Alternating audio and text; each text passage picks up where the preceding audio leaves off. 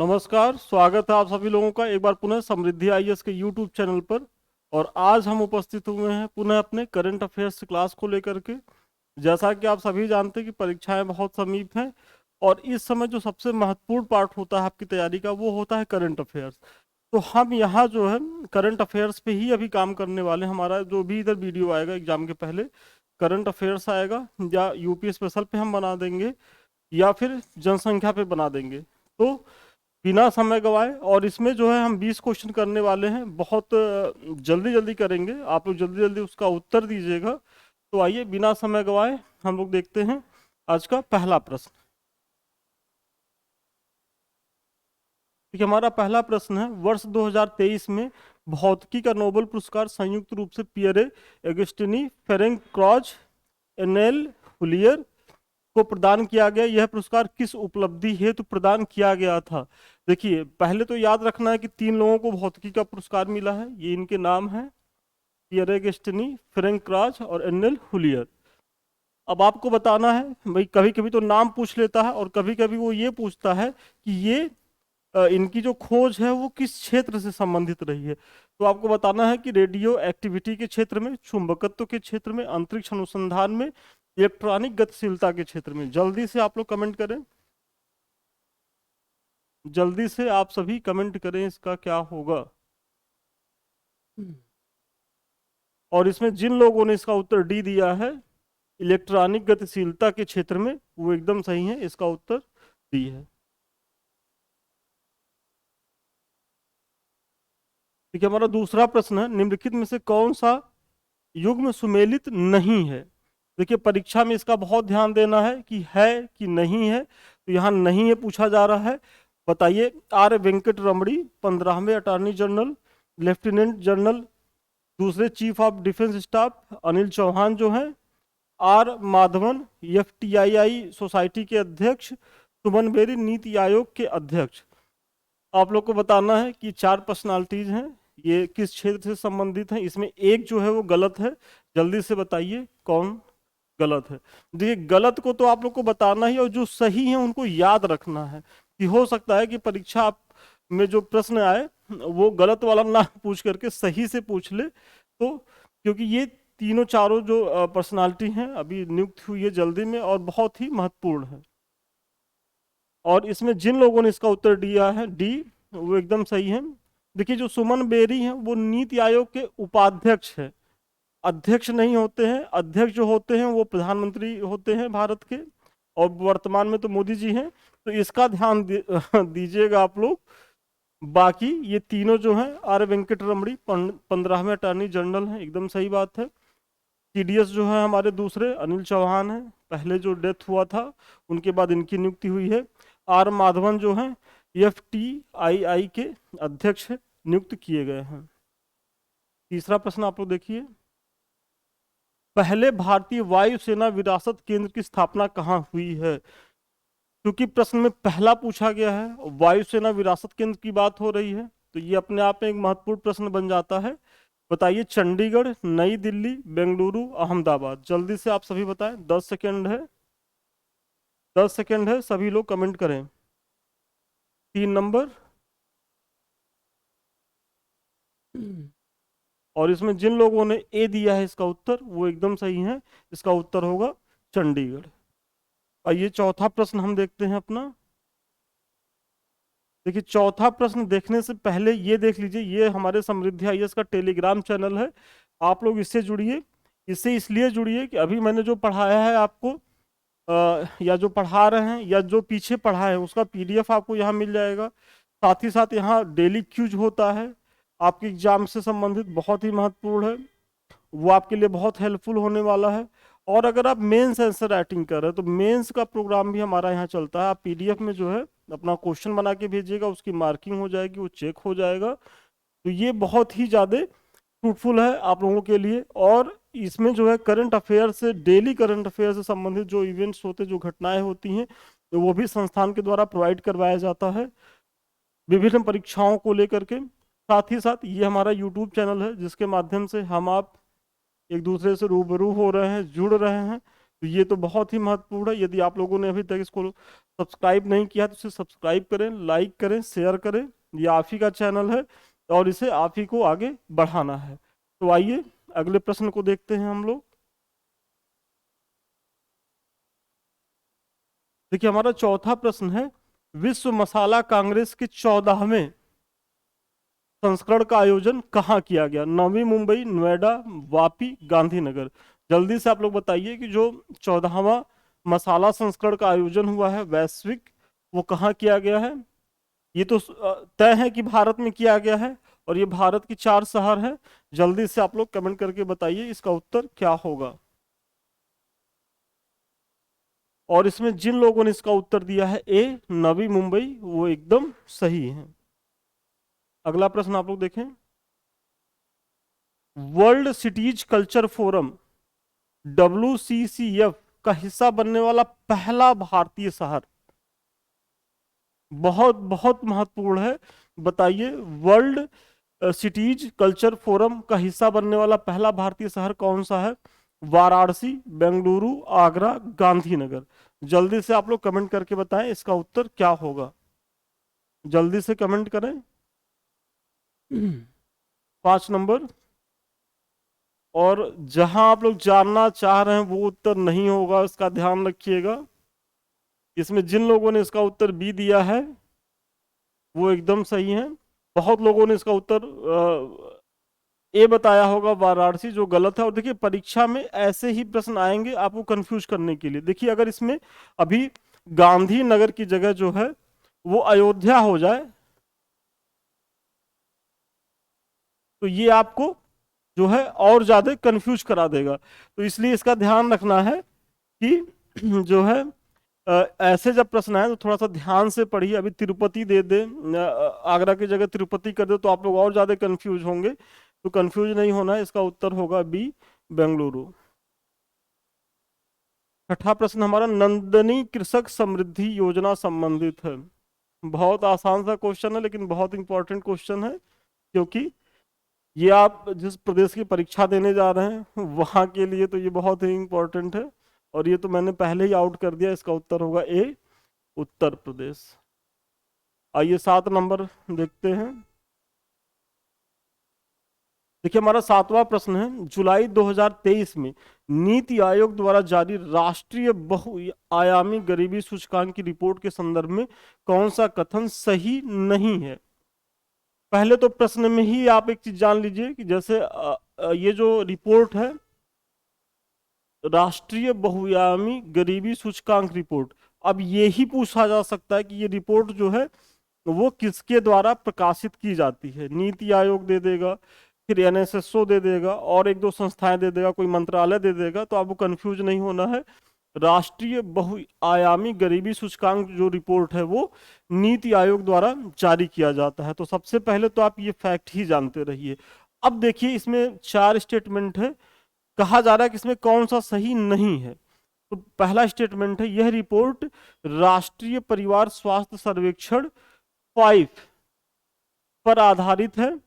केरल सबसे कम बहुआयामी गरीबी जनसंख्या वाला राज्य, मतलब केरल के बारे में कह रहा है कि सबसे कम बहुआयामी गरीबी जनसंख्या वाला राज्य है। उत्तर प्रदेश का सर्वाधिक बहुआयामी गरीबी वाला जिला बहराइच है और उत्तर प्रदेश का न्यूनतम बहुआयामी गरीबी जिला जो है वो लखनऊ है। तो ये आपके 4 स्टेटमेंट है, बहुत ध्यान से पढ़िए और बताइए इसका उत्तर क्या होगा। जल्दी से कमेंट करें आप सभी लोग कि इसका उत्तर क्या होगा, कौन सा इसमें एक स्टेटमेंट है जो सही नहीं है। और इसमें जिन लोगों ने इसका उत्तर दिया है डी, वो एकदम सही है। देखिए यह रिपोर्ट जो है वो सर्वेक्षण स्वास्थ्य सर्वेक्षण 5 पे है, ये एकदम सही है, एकदम सही बात है। और दूसरा केरल के बारे में जो स्टेटमेंट है कि ये जो है सबसे कम बहुआयामी जो है वो स्टेट है, वो भी एकदम सही है जनसंख्या वाला। और उत्तर प्रदेश का सर्वाधिक बहुआयामी गरीबी वाला जिला जो है वो बहराइच है, ये भी सही है। लेकिन उत्तर प्रदेश का न्यूनतम बहुआयामी गरीबी वाला जो जिला है वो लखनऊ ना होकर के कौन सा जिला है, वो गाजियाबाद है। तो आप लोग इसका ध्यान रखिएगा कि आपका जो ये डी स्टेटमेंट है वो गलत है। लखनऊ की जगह यदि गाजियाबाद होता तो वो सही हो जाता। चलिए 8 नंबर क्वेश्चन देखिए आप लोग। 109वीं भारतीय विज्ञान कांग्रेस का आयोजन कहाँ किया गया? कर्नाटक, पंजाब, उत्तर प्रदेश, चंडीगढ़। जल्दी से आप सभी बताएं, 109वीं विज्ञान कांग्रेस का जो उद्घाटन है वो कहाँ किया गया है? कर्नाटक, पंजाब, उत्तर प्रदेश, चंडीगढ़। सभी लोग कमेंट करते रहिए। और इसमें देखिए जिसने पंजाब को बताया है जिन लोगों ने, वो एकदम सही है। लेकिन ये प्रश्न इतना सीधा नहीं है, ऐसे नहीं आएगा। इसमें देखिए आप लोगों को कुछ काम करना है। सबसे पहले तो इसकी थीम क्या है वो आप लोग कमेंट करके बताइएगा, और अपने स्टडी जो आपका मटेरियल उसमें ऐड कर लीजिएगा। क्योंकि इतना सीधा डायरेक्ट पूछ लेगा तो आप लोग की बहुत अच्छी किस्मत है, लेकिन संभावना ऐसे नहीं है। वो पूछेगा कि इसकी थीम क्या थी, पहला याद रखिएगा।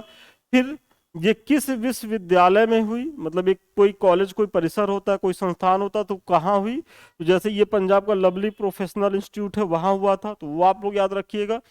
और फिर थोड़ी सी जानकारी जो है आप लोग वो 108वीं के बारे में भी कर लीजिए। क्योंकि हो सकता है कि आयोग जो है थोड़ा सा एक कदम पीछे जाके पूछ ले, और पूछता ही रहता है। तो ये आप लोगों का होमवर्क है। ये तो आपको ध्यान देना ही देना है। किस विश्वविद्यालय में हुआ ये आपको मैंने बता ही दिया है। इसकी थीम आपको कमेंट में बताना है कि इसकी थीम क्या थी। और फिर 108वीं के बारे में भी, वो कब हुई, मतलब सारी कब तो 1 साल पहले ही हुई, कहाँ हुई थी और उसकी क्या थीम थी, वो भी आप लोगों को पढ़ लेना है। तो चलिए 9 नंबर क्वेश्चन देखते हैं। देखिए 2023 में अर्थ ओवरशूट डे कब मनाया गया? और आप लोगों को ये प्रश्न देख के ये लग रहा होगा कि सर इस तरीके के प्रश्न कैसे आप बना रहे हैं। तो आप लोग अगर पीवाईक्यू देखे होंगे तो ये सब प्रश्न पीछे पूछे गए हैं, आयोग द्वारा ही पूछा गया है। तो हो सकता है आयोग फिर पूछ ले। तो आप लोग को ये डेट याद रखनी है, 2 अगस्त, 1 जुलाई, 10 अगस्त, 10 जुलाई। आपको बताना है कि किस तिथि को ये इवेंट जो है ये मनाया गया था। 9 नंबर आप सभी लोग कमेंट करके बताएं। और देखिए कुछ प्रश्न उसके ऐसे रहते हैं, वो डेट से संबंधित पूछता ही है। तो जो महत्वपूर्ण घटनाएं होती हैं वो किस तिथि को हुई हैं, तो थोड़ा सा उसको ठहर करके उसको नोट कर लीजिए, 1-2 बार रिवीजन कर लीजिएगा, तो आप लोग जो है भूलिएगा नहीं। इसमें जो है इसका उत्तर ए है, 2 अगस्त को। चलिए अगला प्रश्न आप लोग देखें। पर्यावरणीय उपलब्धि हेतु ट्रायलर पुरस्कार 2023 किसे प्रदान किया गया? Doctor Daniel Pauly, doctor Rashid Sumaila, A तथा बी दोनों को, जोन बार्डोस, मतलब ये सी वाला ऑप्शन है दोनों को, और डी है जोन बार्डोस को। आप लोग बताइए इसका उत्तर क्या होगा।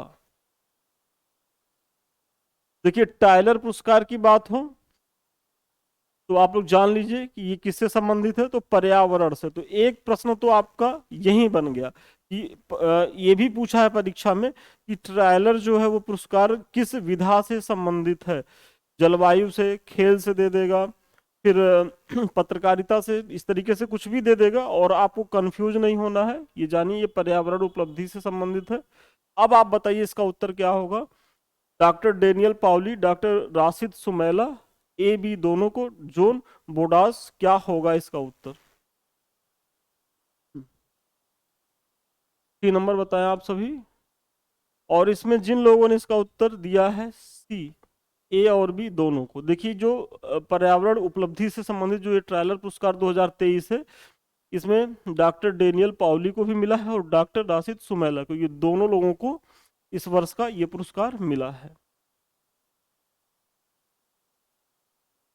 अंतरराष्ट्रीय टेबल टेनिस महासंघ के गवर्निंग बोर्ड की सदस्य बनने वाली पहली भारतीय महिला कौन है? देखिए पहली भारतीय महिला की बात हो रही है तो अपने आप में बहुत महत्वपूर्ण हो जाता है। एक बड़ी उपलब्धि है भारत के लिए, भारत की महिला के लिए। तो पीटी उषा, वीटा दानी, सानिया मिर्जा, सानिया नेहवाल। जल्दी से आप सभी कमेंट करके बताइए। और इसमें जो है डी ऑप्शन तो वैसे ही आप हटा देंगे, क्योंकि सानिया नेहवाल टेनिस से संबंधित नहीं है, ये तो बैडमिंटन से हैं। बाकी पीटी उषा को भी आप हटा सकते हैं, वो एथलेटिक्स से संबंधित है। अब दो लोगों का बताइए इसमें क्या होगा। वीटा दानी, सानिया मिर्जा। 11 नंबर। और इसमें जिन लोगों ने इसका उत्तर बी दिया है, वीटा दानी, वो एकदम सही है। इसरो के किस वैज्ञानिक को फ्रांस के सर्वोच्च नागरिक पुरस्कार द लीजन ऑफ ऑनर से सम्मानित किया गया? बहुत महत्वपूर्ण है। ये इसरो के वैज्ञानिक हैं और मिला क्या है इनको? फ्रांस का सर्वोच्च नागरिक पुरस्कार द लीजन ऑफ ऑनर। तो आपको बताना है कि इसका उत्तर जो है वो क्या होगा। Thierry Mathou, V R Lalithambika, Sreedhar Somanath, P Veeramuthuvel. जल्दी से आप लोग इसका उत्तर बताएं। बहुत बहुत महत्वपूर्ण प्रश्न है ये, और जल्दी जल्दी आप सभी इसका उत्तर बताएं। और इसमें जिन लोगों ने इसका उत्तर बी दिया है, वी आर ललितांबिका, वो एकदम सही है। इसका उत्तर होगा वी आर ललितांबिका। देखिए, अब्दुल फतेह अल सीसी किस देश के लगातार तीसरी बार राष्ट्रपति बने हैं? पहले तो ये जान लीजिए कि तीसरी बार, एक स्टेटमेंट दे के यही पूछ ले कि दूसरी बार बने हैं, पहली बार बने हैं, तो आपको कंफ्यूज नहीं होना है। ये तीसरी बार बने हैं। अब आप लोग को बताना है कि किस देश के राष्ट्रपति चुने गए हैं। जर्मनी, इंग्लैंड, मालदीव, मिस्र। बहुत आसान सा क्वेश्चन है, और मुझे ये उम्मीद है क्योंकि ये तो किसी का गलत नहीं होगा। और चलिए, इसमें क्या ही समय खराब करना, इसका उत्तर होगा डी, मिस्र। देखिए, 14 नंबर हमारा है सीसीआई स्पोर्ट्स बिजनेस अवार्ड में sports business leader of the year 2023 से किसे सम्मानित किया गया? जय शाह, रोजर बिन्नी, सौरभ गांगुली, राजीव शुक्ला। जल्दी से आप सभी कमेंट करके बताइए कि ये जो पुरस्कार है स्पोर्ट्स बिजनेस अवार्ड में, जो लीडर ऑफ द ईयर का पुरस्कार मिला है 2023 का, ये किसे मिला है? इनके पिताजी भारत में बहुत बड़े पद पे हैं, राजनैतिक स्तर पे। अब तो हमको लग रहा है किसी को कंफ्यूजन नहीं होगा, ये जय शाह जी हैं, अमित शाह जी के सुपुत्र हैं, और बीसीसीआई के वर्तमान महासचिव हैं ये। देखिए, 14 दिसंबर 2023 को केंद्रीय कृषि मंत्री अर्जुन मुंडा ने आसियान भारत श्री अन्न महोत्सव का शुभारंभ कहाँ किया है? पहली बात तो ये जान लीजिए कि इसका आसियान भारत जो है श्री अन्न महोत्सव का शुभारंभ किसने किया है? तो अर्जुन मुंडा। ये जान लीजिए, क्योंकि हो सकता है कि इसी पे पूछ ले किसने शुभारंभ किया, कृषि मंत्री का नाम दे दिया जाए, या प्रधानमंत्री मोदी जी का नाम आ जाए, या राष्ट्रपति का। तो आपको कंफ्यूज नहीं होना, इसका शुभारंभ जो है अर्जुन मुंडा के द्वारा किया गया है। अब आपको बताना है कि वो कहाँ किया गया, हरियाणा, राजस्थान, नई दिल्ली, अहमदाबाद। जल्दी से आप लोग कमेंट करके बताएं, 10 सेकेंड है सभी के पास।